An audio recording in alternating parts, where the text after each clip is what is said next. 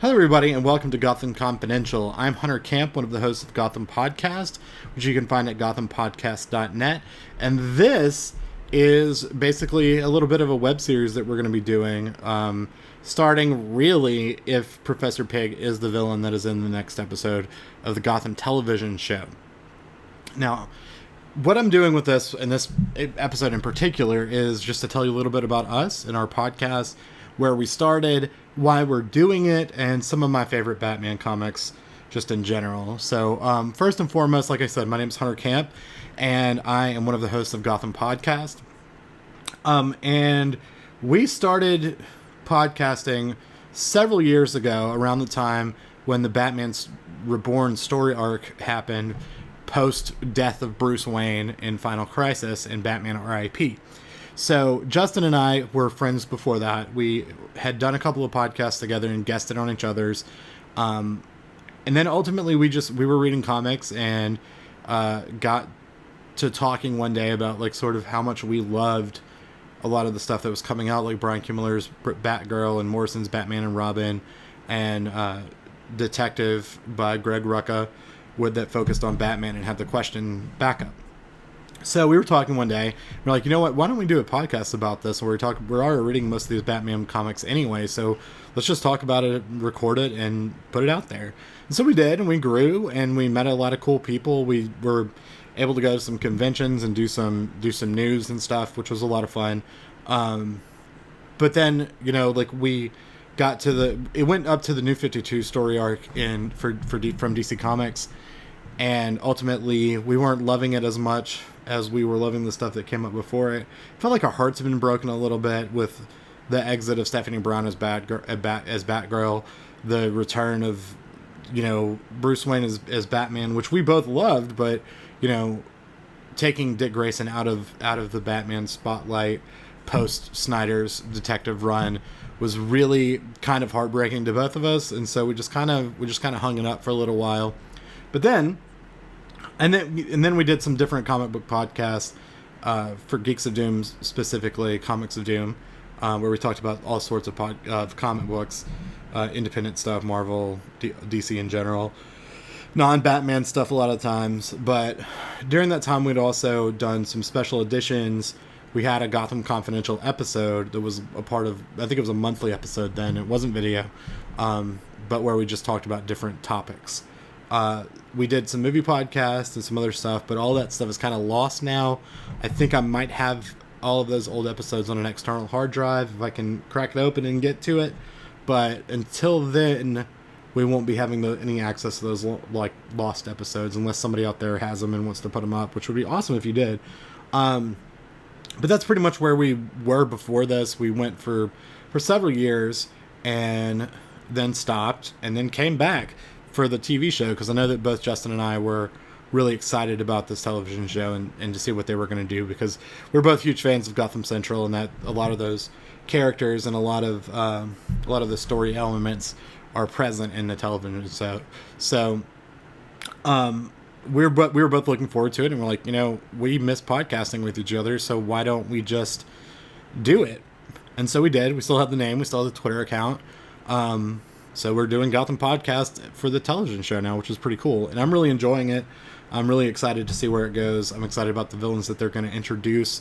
I'm specifically excited about next week's episode, which may or may not focus on Professor Pig, who is one of my favorite comic book characters and villains specifically. And that was introduced in the Morrison arc in Batman 66 first, and then re-examined in the Batman and Robin storyline also. So I'm really looking forward to that. Really looking forward to see where that goes. And if it is, I'm going to start doing this show as a bit of a reaction show. So hopefully it will be, because I'd be really interested in doing that. And that's kind of where I am from a podcasting standpoint. I've done several shows with several people. Really enjoyed it, but now we're focusing back on Batman, which I'm most excited about.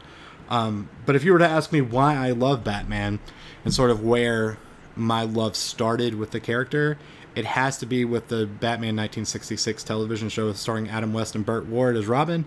I know that a lot of people don't like that take on the character because it is so lighthearted. But when I was a kid, this was before Batman the Animated Series and before Batman 1989. So when I came home from school every day, that show was on what is the equivalent to ABC Family now. And I think it was just the Family Channel back then. Also, AMC aired the Batman 66 movie a lot. And so I taped that on cassette and watched it a million times. And so that's always been a huge part of me. Like, I've seen those episodes several times, and I'm ecstatic about the upcoming Blu-ray box set. I just want to get my hands on that so bad. And if I do, then you better believe that I'm going to do a whole podcast on that entire show because I love it. And we may actually do a episode based on the movie. So I do already have that on Blu-ray, and I'm sure Justin does as well. So we may end up doing that. Beyond that, my experience and like my exposure to the Batman 1989 Tim Burton film was by a neighbor that I had who had taped the movie onto a videotape and brought it over to me, and I watched it there and I really loved it. But I didn't really fall in love with those movies until the Batman Returns movie came out, which I still to this day love. And I'm not the hugest Burton Batman fan, but that movie as a Burton movie is fantastic, and I can't get enough of it. And I watch it every Christmas season. So yeah, that's still there. When I was a kid, I absolutely adored Batman Forever, but I don't now. I think it's the worst of every Batman movie. A lot of people would say that about Batman and Robin, but Batman and Robin has a lot of just goofy charm to it, where Batman Forever really doesn't. I think I saw Batman Forever with my mom and dad, or maybe just my dad. And then I got the soundtrack with the Method Man Riddler song and like the Offspring song. And when I was in, I think it was when I was in fifth or sixth grade, and that music I absolutely loved then. So I still love that soundtrack today. I went back and put it in my iTunes library like yesterday or the day before. So to say that I love that soundtrack is probably an understatement. That's one thing that I'm not going to get off on a tangent on, but Batman soundtracks have always been good. For their bad movies, like Batman and Robin and Batman Forever, there's always been something good on that soundtrack. Like Batman and Robin, you had the Smashing Pumpkins songs, which were great. And then you also had the really goofy R. Kelly song, but I still love it. I mean, Gotham City might not be a city of justice or a city of love, but it's perfect. And that even goes up to the Arkham City soundtrack that they released when that game came out, like maybe a little bit before it, and then it was on the thing. Again, tangent. But yeah, the soundtrack's really good. It has some really great stuff by like Black Audio and Cody and Cambria. Great stuff. I'm kind of skipping over the Nolan stuff, going straight to Arkham City, but the Nolan stuff also was something that really kick-started superhero movies again. And I think everybody, most people, again, pretty much universally love at least two of those three movies. Batman Begins is probably my favorite as a Batman fan. As a movie, I think the Dark Knight is superior, but again, I stick with Batman Begins because it's a wonderful, wonderful Batman movie. Then Batman The Dark Knight Rises came out, and there was a lot of negative stuff attached to that, but ultimately I ended up loving that movie also. I love the take on Bane in it, even though it's not at all what the comic books had, and not at all anything that we've seen before, but it's great. And I think I may have skipped over Batman and Robin, but Batman and Robin I liked a lot. I like a lot more as an adult than I did as a kid. It's funny. It's really, really hilarious. So if you can drop the seriousness of the character and how seriously you take it, you'll have a great time. It really is. It's a great reimagination of the 66 show in movie form, and it's just a lot of fun. I watch it every once in a while, but again, not going to go too much into that. So that's pretty much the Batman on film stuff. The TV shows, Lord, what can you say about the animated series that hasn't already been said? That you can't. But Batman Brave and the Bold was also incredibly spectacular. I'm a huge fan of Silver Age comics, so seeing a lot of that come to life in that television show was just so much fun.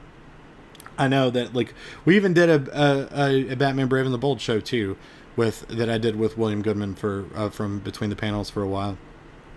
I don't think that's available either, but if you can track that stuff down, that's our past, so it's a lot of fun. Beyond that, Beware the Batman. I didn't love. I know a lot of people liked it, and who am I to criticize somebody for liking something like that?